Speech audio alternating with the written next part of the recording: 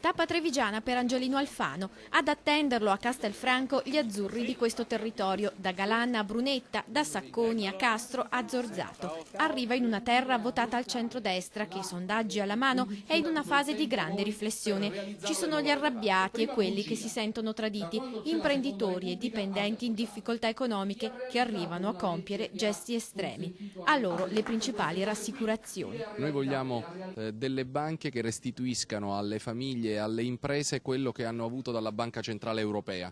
Hanno avuto dei tassi bassissimi per i loro prestiti, li devono restituire alle imprese. Ovvero a tassi bassissimi. Alfano parla di rivedere i parametri di Basilea 3, di separazione delle banche commerciali da quelle che fanno finanza. Noi vogliamo che vengano rivisti in modo radicale i poteri di Equitalia, sono troppo violenti e danno l'impressione di uno stato di polizia tributaria. L'ex ministro Sacconi sollecita in primis comportamenti solidali dalla comunità. Poi ci sono le politiche pubbliche, quelle di sostegno al credito, i fondi di garanzia, i consorzi fidi, le cooperative di garanzia. Tutto questo deve però tradursi in una precisa X sulla cartella elettorale e un monito va a quei delusi che stanno pensando di votare Grillo. Vogliamo far presente ai cittadini di questo nord-est che dietro il volto dell'antipolitica di Grillo si nascondono tanti candidati dell'estrema sinistra.